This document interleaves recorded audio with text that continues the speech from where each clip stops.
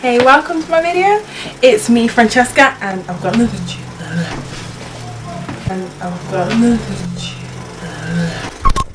Hey guys, welcome to my video.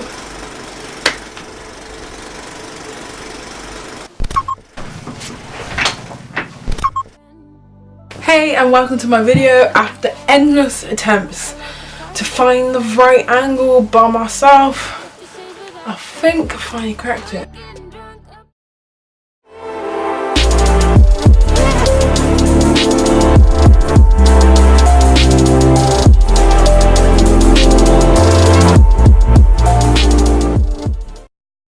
So welcome to my video. Oh my god, I really don't know why I always start off my intros with that. But yeah, so today I have another exciting, I hope exciting video planned for you. So I'm planning on doing my GCSE experience, and from them my top tips on GCSEs. I set them obviously, as you know, this summer 2017, and yeah, so a couple of you in the comments were like really requesting videos on how I revise, and I'm not going to do them today, like go into much detail. Sorry if you can hear that. I'm not going to go into much detail with them today, but I'll try and film many videos. I'm definitely planning on filming revision videos because that is like my forte, so obviously I'm gonna film them. But yeah, so stay tuned for them. Subscribe and comment down below, obviously all that jazz. So first I'm gonna start off with my experience for GCSE 2017. This isn't gonna be a very detailed experience, just like a brief overview and like the main important bits. But yeah, so I start my GCSEs from summer 2017. So my first exam was May the 16th, and that was biology, B1. And my last exam was June the 19th, I think, and that was further maths. So it's only like oh god, it was only a month. It was literally, I literally sat 24 exams over the span of 1 month. It literally went like that, literally. And so yeah, so I started my first exam, actually, my first exam was like May the 15th. My first exam was May the 15th, and it was RA, I remember, because me and my friends were literally so scared for this exam just because it was the first one. It could have been anything, like any exam, and we still would have been crying the way we were. And I just think that's like the natural, a natural reaction to your first exam. You're naturally going to be scared. You've never done this is new territory, this is like the first time that it actually matters. Like, you've done your mocks, they don't matter, but now the exam you sit will matter. Why am I out of breath, man? I'm so unfit, even talking gets me out of breath. But yeah, so that was my first exam. It was very overwhelming. Here's a tip: if your school does organise before school revision sessions, try and attend them all, because they were really useful for me. My RE department at school did organise a revision session in the morning of the RE exam, and they even brought in fruit for us, and it was just really nice environment. Like, our teacher had like posters out with pens, like the topic headings, so maybe one would say like love and relationships, our world, like different topics in RE where you can just add quotes and stuff. And that, it was just a really nice environment. Everyone came in eating their breakfast. It just got you in the mood, and I think that's the most important thing with exams. It's not to stress over the exams or what you haven't revised on, but rather just to get yourself into the mode, exam mode, like I'm awake, I'm ready to slay this paper.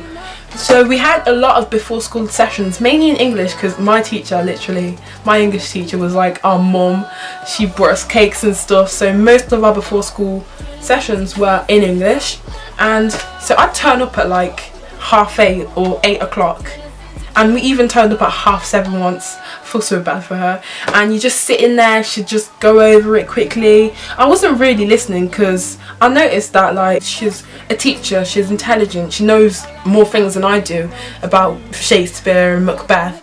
So she'd just point out, and you point out these, like, it just stressed me out, like, oh my god, why don't I know this? But it's because English is so diverse, and like with your small interpretation compared to like the millions of interpretations out there, you can still rock English literature without knowing all the interpretations out there.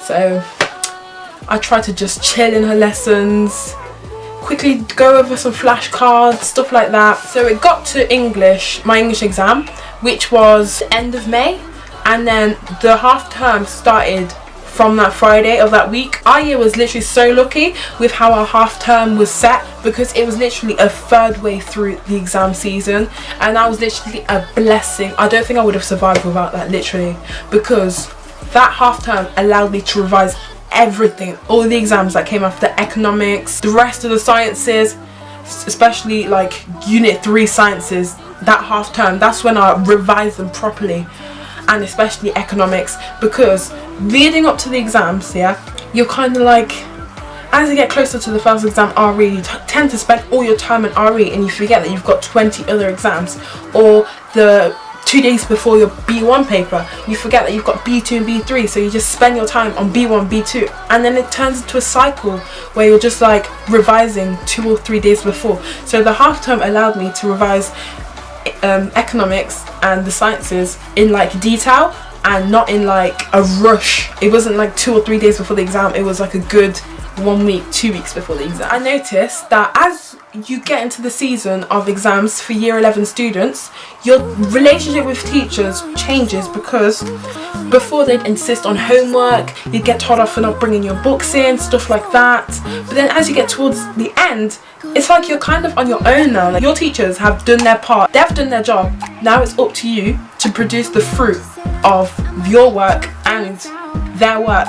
Towards the April half terms, the teachers, like, they wouldn't even set us homework, they'd just recommend things that we do. Especially in English, our teachers gave us a timetable of things that she suggested that we did. So when we'd revise poetry, when we'd revise Macbeth, when we'd revise Inspector Calls.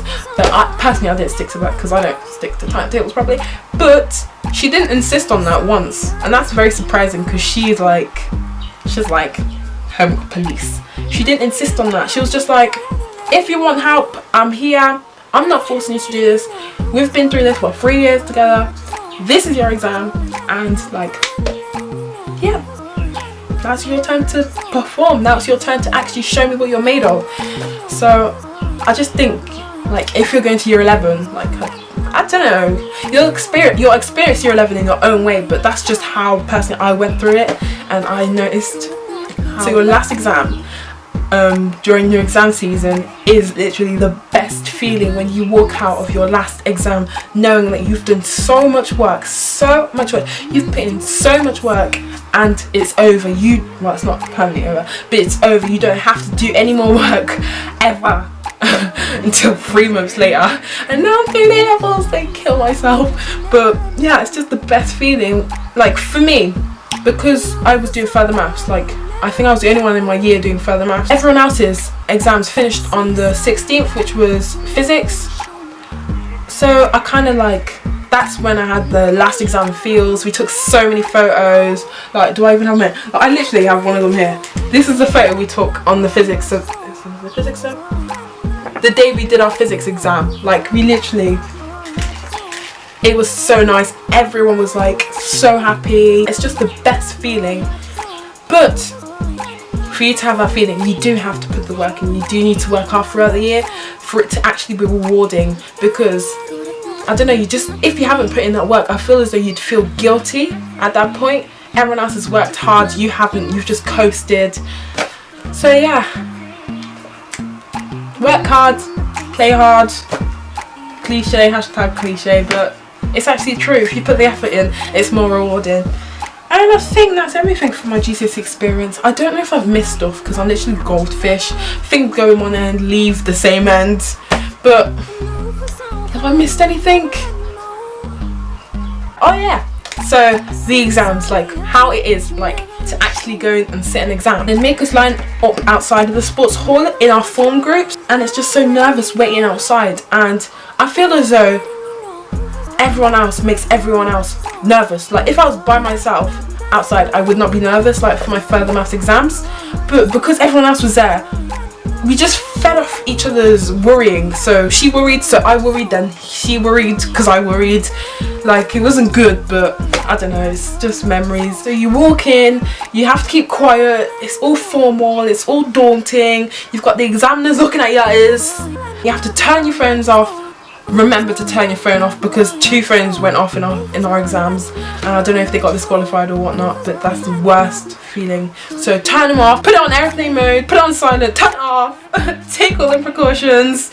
So then you'd walk to your seat, everyone else is looking at you, especially if you're me, and like I was usually towards the back because my surname's further on in the alphabet, so everyone would be looking at you. It's like a bit of like a catwalk, and you're just like, yeah, don't look at me. Hate you. Don't really like your shoes. No, I'm joking. I just like kind of like didn't make eye contact with anyone when I was walking down the exam hall. You sit down, I don't know, you just set out your little table at your desk. I've always brought my water bottle, I don't know, just in case. Put your water bottle in the side, put your pens out, everything, check if your pens are working. Take a deep breath. I always did a quick prayer.